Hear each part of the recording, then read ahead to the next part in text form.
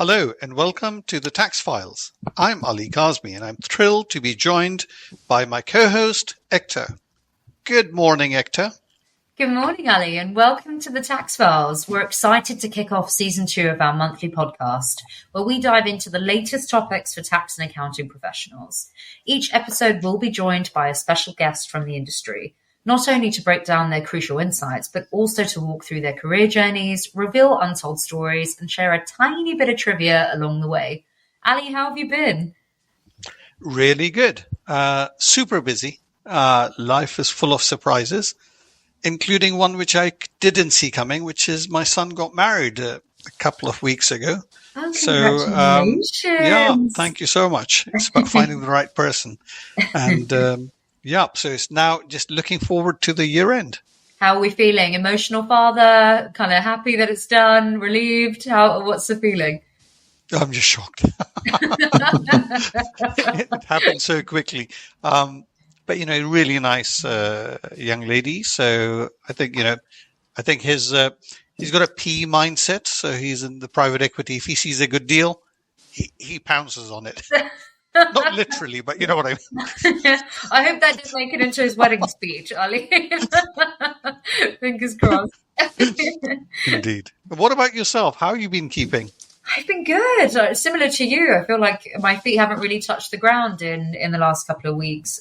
Been a lot of travel, a lot of getting ready for the end of the year, and gearing up for festive season. It seems like all the pumpkins have been removed, and it's all the mistletoe and jingle bells and everything that's sort of coming out in full force. I don't know about you, but kind of beginning of November, it still feels a little bit early to be getting Christmas trees and things like that up. Absolutely. Do you have a dedicated date where you're going to kick into festive mode? Well, I'm kicking into festive mode because probably in about 10 days' time I'll be flying off to Dubai, which for me sounds like really good fun because I'm not a winter person. So I love the summer vacations. Sorry, winter vacations and hot climates. God, can't complain. Bringing in 2025 on a 35-degree beach with a drink in hand. I think there are worse ways to be celebrating. Exactly. Exactly. Well, everybody, thank you for rejoining us for the Tax Files. Today's the first episode of the Tax Files Season 2, which is incredible. We are joined by the most incredible Angela Knight CBE, a distinguished leader with a career spanning financial services, engineering industry, and the government. Served as a Conservative Member of Parliament, Economic Secretary to the Treasury, a former CEO of the British Bankers Association, she is known for her expertise in public policy and finance reform. Not only has she achieved so many incredible milestones, but she has also been honoured with the CBE for services to the financial services industry in 2007. Now, as non-executive director and chair for several financial services companies, Angela's insights continue to shape the financial services and beyond. A true industry leader. Angela, we are so excited to have you here. Well, thank you very much for inviting me. You certainly bigged me up, so I'm not sure I'm going to be able to live up to that introduction. Well, we're delighted to have you with us, Angela. I think it'll be really good to understand, your key career milestones that you've had, and also sort of like find out who have inspired you to, scale such heights. Well, I think most of the time it was accident. I'm one of those who's more inclined to say yes than no.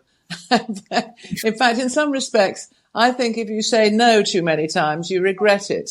Because, even if you say yes and it's wrong, a couple of years and you can change. Whereas if you said no, you'll always say, well, I wonder what it would have been like if I'd accepted that job.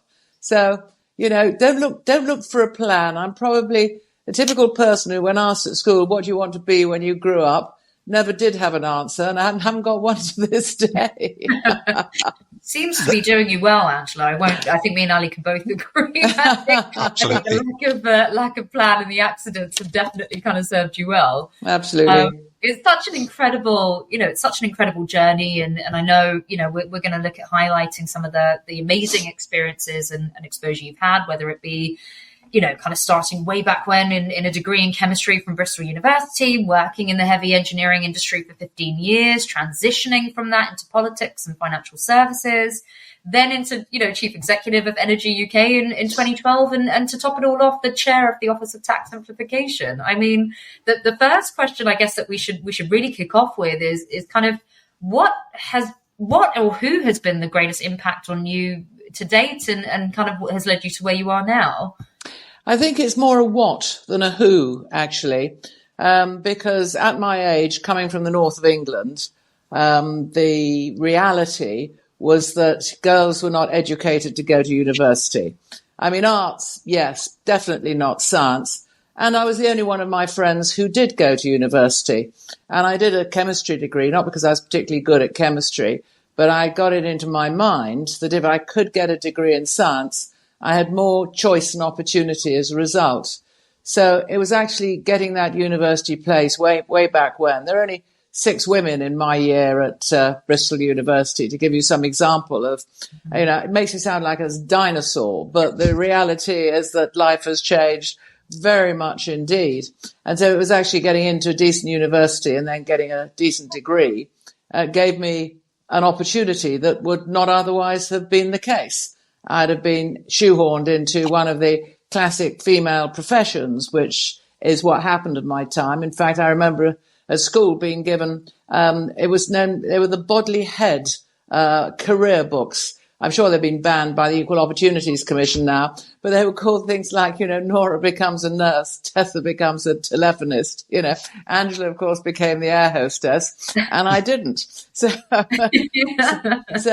it was the opportunity to get out of what was nothing wrong with it, but was the classic of my time, but which path which I did not want to follow, that gave me the opportunities. And then a lot of it has been luck, having a big mouth, being a bit braggy, all that sort of thing.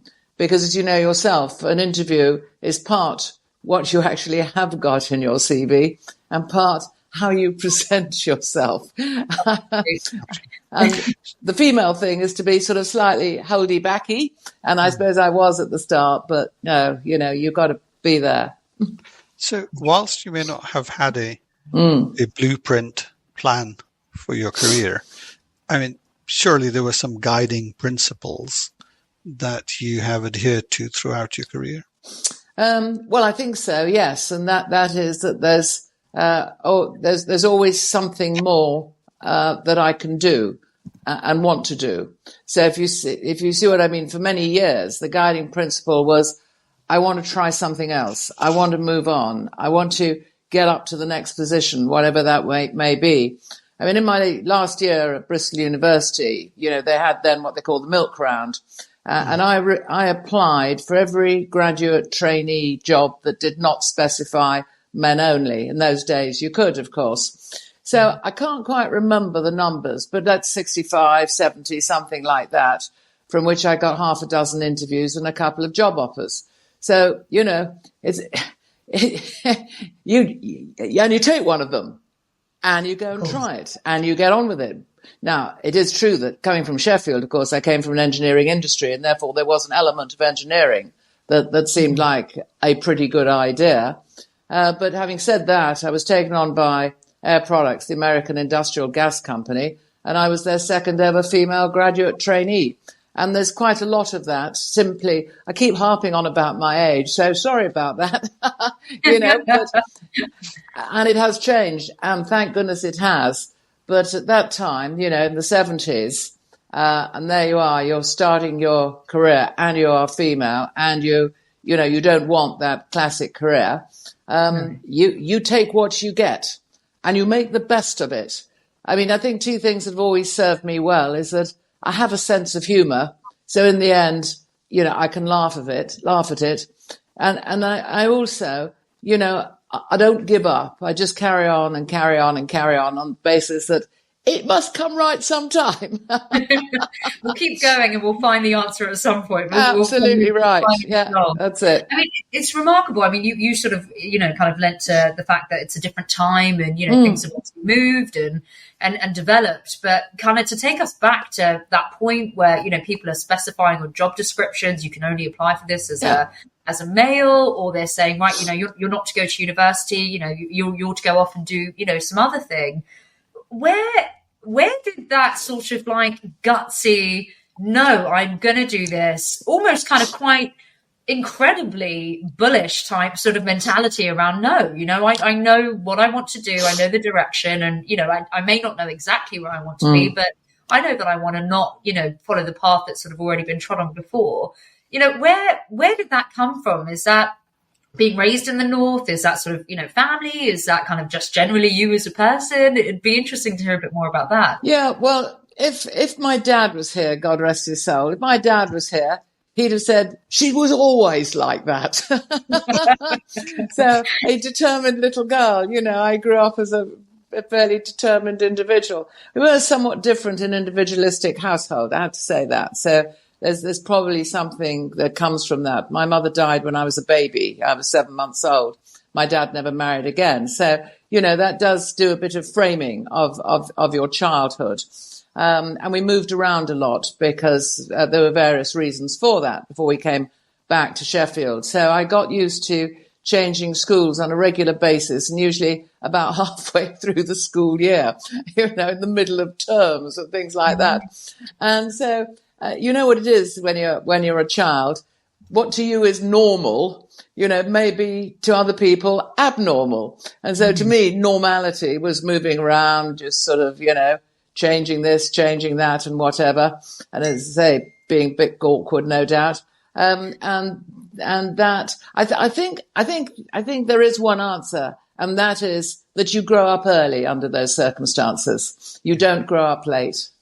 And obviously, kind of giving you that kind of character building type sort of mentality, it sounds like, and push you into doing something that wasn't, kind of very, which sounds archaic now, but very regular for the time, in terms of people trying that. So we've gone to Bristol to study chemistry. We've applied for a variety of, graduate schemes, and we've sort of ended up with a few job offers. I mean, what was going from that moment and getting into, kind of the world of finance and public policy? Yeah. What was the key moment that started your journey down that path that kind of led you to that point?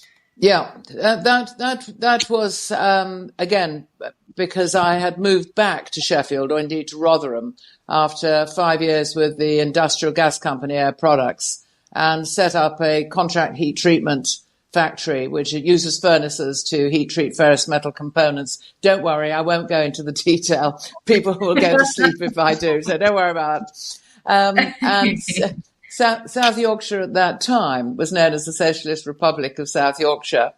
And I lived in Sheffield, worked in Rotherham. And, it was very obvious to you as an individual that what effectively was happening was something of a ruination of the Steel City. And at least part of that was responsibility of the local council. Now, you can all sit around and moan and say, why do they do this? Why do they do that? Why don't they mend the holes in the road? Why haven't I got enough teachers in the school? Or whatever. Or, you use a few right phrases and say, well, maybe I'll go and give it a go. And so that's how come I got involved in, if you like, public policy, public area, is by getting elected to Sheffield City Council as one of a very small handful of Conservatives in a very big Labour majority. And on a city council like that, don't think it's all nice sweetness and light. You learn two things very quickly. Again, to stand up for yourself and be comfortable about the things that you believe and the things that you're trying to do. Actually, there's three things, you know. The second is that for most people, it is what happens outside their door that is important. It's important for them, and therefore forget about what might be happening nationally. You can't do anything about that, but you can do something for those people who live locally, and you better get on and do it. And the third thing is you learn to both think and speak on your feet.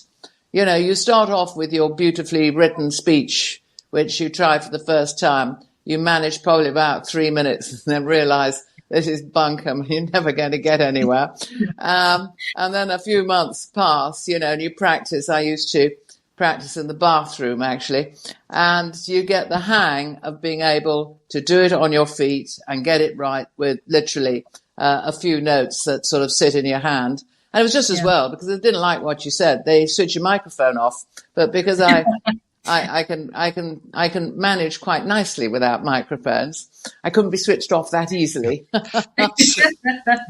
So, Angela, you know, you get into politics, but within politics, I mean, there's lots of people who are in politics, but they don't all make it to the economic secretary to the Treasury. How did that exactly come about? Well, a couple of things. I mean, firstly, I did get selected very quickly to fight a winning seat. I had gone out for the purposes of thinking that I'll try and get selected for a losing seat within, you know, Nat's whisker of home, but not actually within the Sheffield City boundaries. And I managed to get myself selected quickly on my second outing for a winnable seat with cameras following me, as the BBC Two made a programme called A Safe Sex for a Safe Seat. So, my gosh, that wouldn't happen today. No, it wouldn't, and I didn't get it either. I got the second one, you know. I didn't get the first one, and of course my children were tiny as well, and so that was it was wrong from that perspective. It would be much better for them if I'd waited another chunk of time. But equally, I hadn't expected it all to happen. So you're right. I got selected quite quickly for a winnable seat, and then I won it. And then I turned up in Parliament, not knowing anybody, of course, except a few Northern Labour MPs. Didn't come from a Tory part of the world at all. But when I arrived, which was 92, of course, this was John Major's government. Yeah. There was an awful lot of people who'd been there a long time. So, and a handful of newcomers. So as newcomers, most of us got an opportunity. And I was made what's called the PPS, the bag carrier, to Tim Sainsbury's, first of all, then to Ken Clarke, who was by this time Chancellor, and then at another reshuffle was made what amounted to as Junior Minister, the Economic Secretary. So dead right. It was lucky, and because when you're always hoping to be a minister, everybody says, "Oh, I don't care." They all hang on the telephone and the buzzer and all that sort of thing. And what's more, then you're all sort of lining up, wondering who's got what, and you're hoping to goodness that you don't either get the lowest job in social security, which means you're endlessly taking complicated regulations through committee, nor do you want the lowest job in the Department of Environment, because you always get that worm that the only place it lives is just where you want to put that bridge, and then you've got all the protesters, and what do you do about this worm? So I was delighted to get what was, and to this day, is a very interesting governmental ministerial role.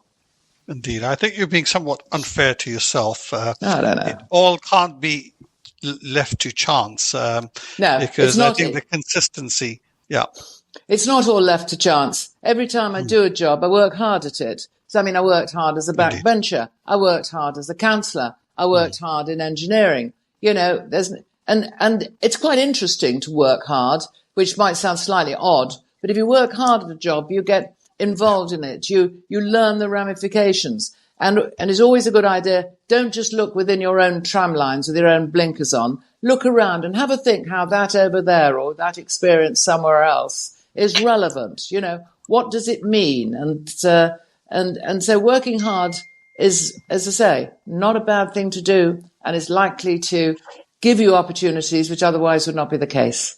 Indeed. So you then make another leap, and this time into trade association, and you basically lead the British Bankers Association. Well, it wasn't quite like that, and of course it wasn't quite a leap.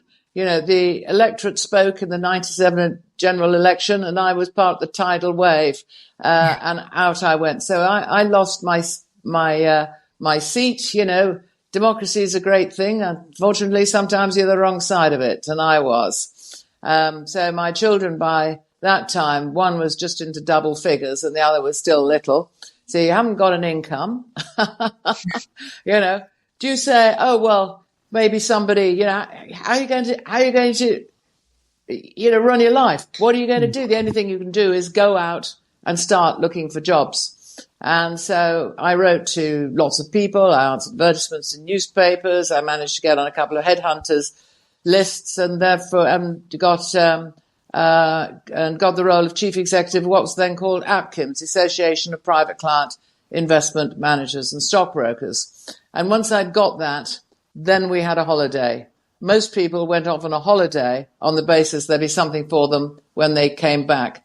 That's not the right way around. And a lot of people had an awfully nasty shock about how difficult it was to find a role once you're out of Parliament, especially if you've been there a long time. So at that point, I moved my children south, which I think was quite a big wrench for us. And later on, my dad followed too.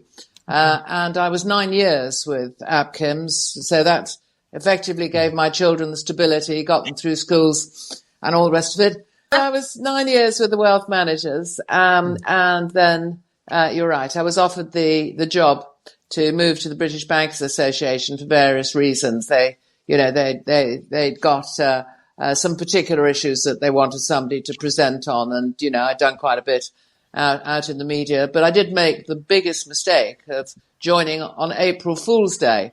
Never I'd start a new job on April Fool's Day. And Sir Peter Middleton, who was then the chairman, said to me, Angela, what I want you to do is take banking off the back pages of the newspapers and put it on the front. Well, the years that I was there with the banking crisis, I met my KPIs most weeks. You certainly did that. It was certainly a hard time. To the promise. Yeah, absolutely. But it's quite remarkable, isn't it? So you've industry, then we obviously went into the Parliament side. We're now in the trade.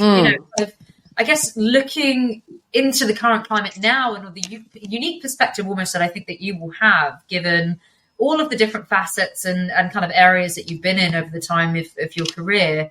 In your opinion, kind of future gazing into essentially the next phase that the UK is going through, what are the most critical challenges in your opinion faced by UK in the financial services sector at the moment? Yeah. Well, there's and the challenges facing the UK, because the UK and the financial services sector are pretty well interconnected. You can't do anything without money. We've got one of the big money centres in the world, whether it's banking, whether it's insurance or whatever. We've got big markets. So how things develop for the UK and how things develop for the financial services industry are undoubtedly intertwined. So if I look at the big challenges, I mean, one of the big challenges we've got is there isn't a plan at the moment. And it's often the case with the new government of all political persuasions. When they come in from opposition, they come in having sort of opposed stuff, but without their actual plan of what they're going to do. And right now, that's still being made up as we go along. Now, that is a problem for industry, because industry, effectively has to almost tread water. Because, do you invest, do you not invest? Are there going to be trade blocks? Are there not going to be trade blocks? There's going to be more regulation, there's going to be less regulation, there's going to be no regulation. So you kind of tread water. And that's what's happening at the moment. So number one is get a plan. We need to know whether Donald Trump is going to cause a problem on trade barriers for us. I suspect there's a deal to be done, but the person who's on, fast speed dial with him is Farage, who I don't think is great friends with Keir Starmer, just to put it mildly. This point about this is the city is quite concerned that there is a sense of being rudderless as to where our economy's heading, because there's obviously external factors like you mentioned the US, but what is it that the UK economy in your view can do, or the Chancellor, or for that matter the Bank of England needs to focus on? Well, certainly for banking financial services there is widespread agreement, and actually when I say widespread I don't mean just across the industry but deep through different authorities and organisations, that we've regulated too much. And the consequences of that both increase the cost of finance in the UK and reduce our competitiveness because we compete overseas. I mean, there's a huge amount of financing internationally takes place out of the UK. But you can observe this probably best on what is happening to the London Stock Exchange.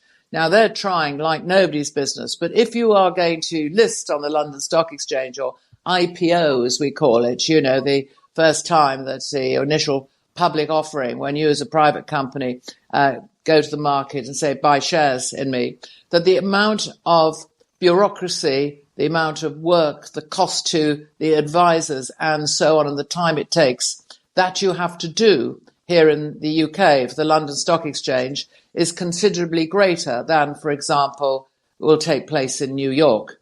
You've then got two other things that count in there. The valuation in the UK is likely to be lower than that in New York. And then the constraints on the people who run the company, particularly remuneration constraints, so there's others as well, are much tighter in the UK than in New York. So some of these are structural, limitations that we find ourselves. We are price takers. But specifically the financial services industry, I mean, it's about the people. And what we're facing is, low productivity at a time when there's a lot of automation, other economies are moving forward. The other thing is the higher cost, and the last budget specifically sort of like added more to the cost of employing people. I mean, where do you think, can you see how we get out of this mess? Well, low productivity and high employment costs are more problematic for our economy and the industry that isn't financial services. The reason I say that is financial services is not low paid in the first instance, and secondly is it's highly digitalized. So there are trade-offs that it can do. But you are absolutely correct for most of the rest of the economy. We have taken a route in this country, which I think to a certain extent comes from some of our cultural fears. Again, if I go back to my age and all the time that I've been alive, one of the great fears that we have as a country is unemployment, and that has fed absolutely through into the political domain and the policies of all major political parties. And so if unemployment is your big fear, then you look to see how you make sure that employment stays as high as possible. And for companies, there is a trade-off. Do you have people or do you invest?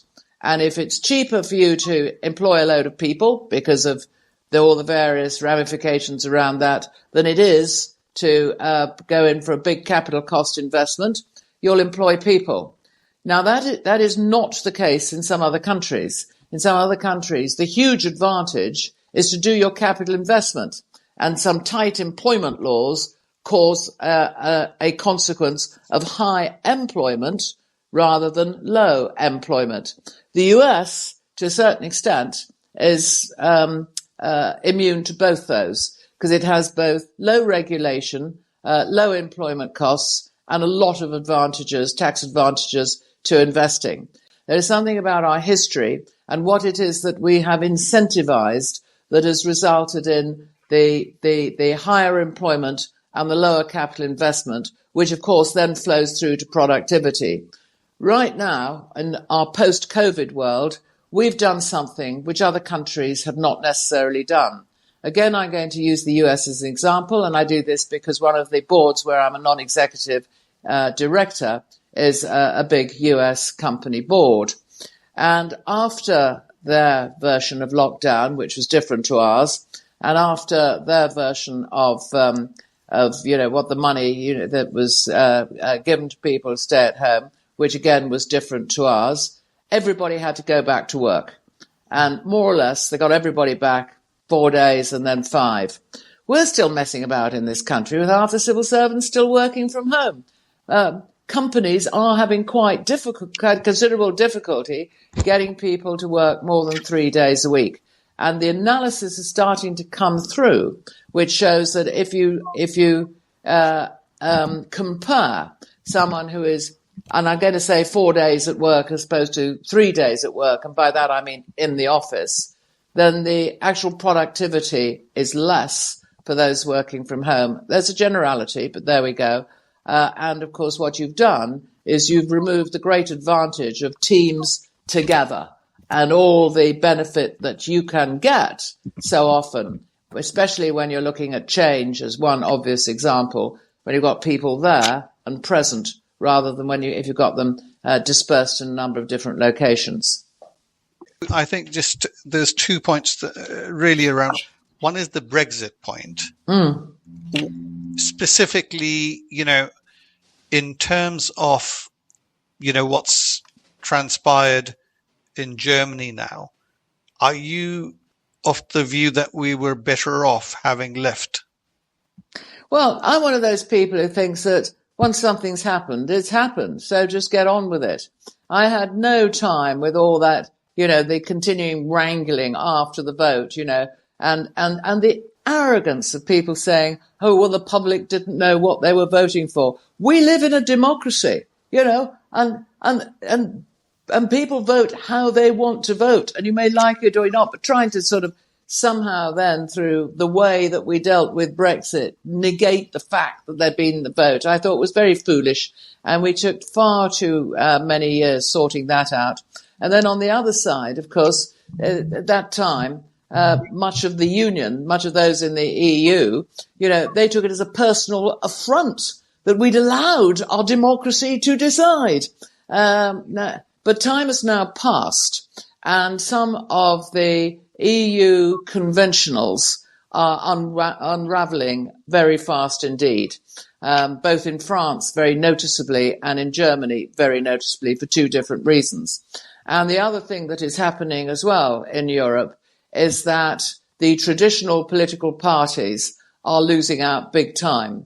And you might call them right-wing, you might call them left-wing, you might call them fringe, you might call them populist, or you might call them all of those things.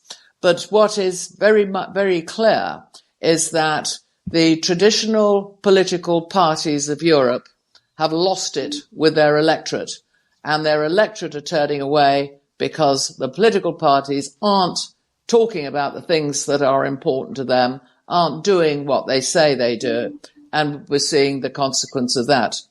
Meanwhile, the German economic miracle, put it that way, apart from being built on the industriousness of the German nation, and one shouldn't walk away from that fact, are twofold. The first is that joining the euro kept down the mark. If they'd stayed with the German mark, then they would have been much less competitive. They needed weaker countries to pull down their currency. And the second is that they had a cheap gas deal with Russia, really cheap gas deal. So Germany's in a bind. It's effectively fibbed for too long, and it's going to be one wholesale muddle and fairly quickly, and we'll see what comes out of that. Sure. And one different point that I want to pick up is around the Office of Tax Simplification and your time there. Right? Yeah. Is it possible to simplify tax? No, as I say, it's an oxymoron. So amongst the many things, well, when I left, I recommended that they closed it, and they have. Now, the view of tax simplification comes in two broad parts. One is the tax experts, and they're not always knocking on your door saying, well, in page 422 of Tolley's, paragraph 26, Roman numeral 4b, you need to change that because it's incoherent with, and then you've got some other, well, fine. But there is an element called who cares? And then the second is that people would rock up and they say, do you know what you really need to do? You need to abolish national insurance, fold it into income tax. The thing is, people come on with these really good ideas, but they were big policy changes. So even though, you could look into it, which we did, and you could roll the ground a bit, which we did, you can only ever change tax in a finance bill once a year. So it needs, whatever the change needs to do, it needs to go into the budget, followed by the finance bill. And as sure as God made little green apples, it'll come out the end different to that which it went in, because it will get changed in committee. And all the big stuff, as I say, is going to be policy decisions. and by government. So therefore, unlike the OBR, the Office of Budget Responsibility, which was set up at the same time, which could opine, but it didn't say do, an Office of Tax Simplification can come up with issues and say, have a think about them, but it can't really do anything more. So it came to a point where I said, what's the point? And I think quite a few others agreed with me. So it doesn't exist. So that's helpful. I'm going to. So I specialize in capital markets taxation. Yeah. And I can't let the opportunity go by without asking you about what has come to be known as the Angela Knight statement. This is around the SDRT relief. I just wanted to get some context as to how that came about, and did it land where you expected it to land? So what happened was, as you rightly point out, we were changing our classic stamp duty to stamp duty reserve tax simply because we were going into systems rather than paper. And as happens at these times, so you get given as a minister the stuff you've got to read out, the paperwork, the statement. So I read through the statement, and on the third time I thought, I can't work this out. So what I did is I drew myself a little diagram with boxes. So I was starting in one place, finishing another, which was the market maker and which wasn't the market maker. And so I got my little boxes, and then I looked at it and I thought, yeah, well, that's it. I've got my boxes. I know what it looks like. So I then have got, if you like, my own notes sitting alongside this complicated stuff that I'd been given by the Treasury. I mean, it was right, the complicated stuff. It was incomprehensible. So we turn up to the committee, and I've got to read out my statement, which I do. And having read out my statement, I then read my statement, how I reckoned. You explained how it worked out. I had absolutely no idea until relatively recently, the last few years, that it had become known as the Angela Knight statement of how it is that you applied or didn't apply tax as we moved, into stamp duty reserve tax country, and the interaction or otherwise of the market makers. So, yes, that's how we got there. Well, it not only shapes the UK, but the thinking is actually applied to FTT and many other regimes. Excellent. And it continues to have relevance, particularly for the funds management industry. So thank you for that. It's a pleasure. And it's nice to know sometimes that these obscure things that you do at different parts of your life actually do end up having a meaning somewhere. I think that's got to become part of your enterprise, Angela, the coining of these things that are coming out, being known as the Angela Knight statement. There you go. Let's retrace our footsteps and see what else can we do. Well, honestly, it's been incredible getting to know, the journey, how you've gotten to this point, your sort of opinion on certain sort of topical issues, and now to what is arguably mine and Ali's favourite part of the conversation. We're headed into the rapid fire round. Okay. Have you heard about the rapid fire round, Angela? Do you know what you're in for? I'll no doubt find out any second now. So you get firing and I'll see if I can get a reply. Well, I hope you're on the edge of your seat, quite frankly. I'm sitting comfortably. Ready to go. So you've got to answer your preferences on certain questions. We're going to fire questions at you just to get to know you a little bit better as a person rather than the career and the journey to date. So without further ado, we're going to kick off. So what do you prefer, too hot or too cold? What do I prefer? Too cold. Coffee or tea? Coffee. Vacation or staycation? Vacation.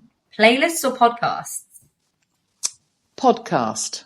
George Clooney or Brad Pitt? Neither. Cats or dogs? Cats. Asia or Europe? Europe. Mac or PC? Mac. Passenger? Well, I think that's the answer because I use iPads, so I think the answer is Mac. Yes. That's a good. Go on. Passenger or driver? Oh, driver. Rather a call or rather an email? Call. Salt and vinegar crisps or cheese and onion? Neither. What's your favourite? I don't like crisps. Oh, well, there you go. Favorite season of yours? Oh, winter. Favorite food? Cabbage. Who would play you in a short movie about your life? I haven't a clue. Sorry. I never know the names of any actors or actresses, so I can't help you. I do know that the banking crisis was done at the Edinburgh Fringe and somebody played me, but I only found out afterwards and I thought, how miserable. They could have asked me to play myself. I'd have loved to have done it. Anyway, carry on. Well, if you were the actress at the Edinburgh Fringe who played Angela, please leave us a comment. That's right. Let us know who it was. Yeah. Yes, I don't even know if the part was a big part, a walk-on part. Probably a stupid part, you know. Well, we're gonna see her at Sundance next year, hopefully. What would your book be titled? If you were to write a book about your journey tomorrow, what would you title it? What would I title it? You've floored me. Just exactly the job of the rapid fire. Yeah, absolutely. I'm stuck. Yeah, maybe that's it. I'm stuck. You know? There we go. Are you reading at the moment? Oh, I tell you what I would say. Yeah, that's right. I know what I would call it. I always say yes. How about that? There we go. There you go. Coined and ready to go. Waterstones, please reach out. We're ready to go. Favorite Christmas tradition? I think it is Christmas lunch, you know, with a lot of people around. I really enjoy that. Incredible. And last but not least, one phrase or quote that you have led your life by and you would like to share with our listeners. Get a grip. You've got a problem? Just get a grip. I think that will be the title of this podcast. No, well, there you go. Incredible. Angela, it's been amazing getting to know your preferences a little bit better. Great performance on the rapid fire. As an exciting conclusion to our conversation with Angela, it's time for one of our new show segments, Show and Tell. Thank you very much, Ektaa. And as we are in our season 2, there is the new section, which is going to be about, we will ask our guests to bring something with them that has some special meaning for them. And Angela, you were requested to bring something along. Would you like to share that with our listeners? Well, I'm happy to share it, but I can't actually show it to you. So I do apologize for that. But if you have Tumblr, you would be able to see it because I blog on Tumblr as Madam in a Morgan, because I have this old Morgan car and I drive it to sort of what I think are interesting places every summer. So I go off on my own with my old Morgan car. And for example, I've been to Istanbul and back with it. I've been to St. Petersburg and back with it. I've done what's called the Route des Grandes Alpes, which is all the high mountain passes from Geneva to the Mediterranean coast, which you can only do in summer. And this last summer, I drove it to the Arctic Circle and back. And as you know, Morgan, you take the roof off. It's very much a you and the elements. None of this sort of automatic rubbish. None of this, you know, you've got to be able to drive a car properly. And because I didn't quite know what you wanted the session, I thought I'd share with you my love, which is my old Morgan car and my long summer trips in it. Look, Angela, this has been a really fascinating conversation.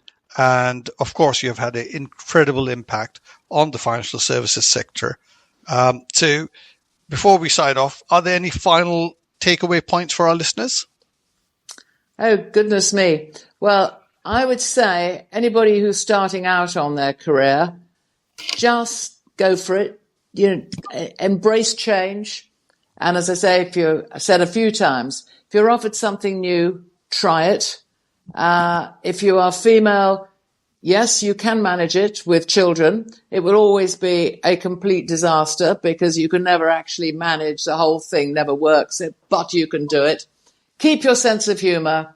And if times get really terrible, well, get hold of some red wine, go out of the garden with a couple of big glasses of red wine, drink one and then shout at the top of your voice, bugger the lot of them, then drink the other, go to bed, and it'll all be all right in the morning.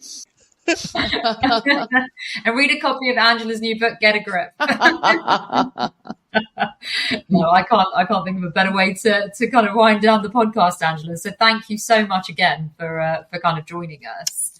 Thank you to our listeners for listening to the Tax Files. It's been a pleasure having you join us. Please subscribe and get in touch if you wish to discuss any of the topics with us or our team, or if you have any questions at all. We'll catch you here again at the same time next month with a most esteemed guest. To stay up to date with announcements, updates, and guest reveals, please follow WTS Hansuki on LinkedIn. Thank you very much. We hope to see you again. And thank you. Goodbye. Goodbye.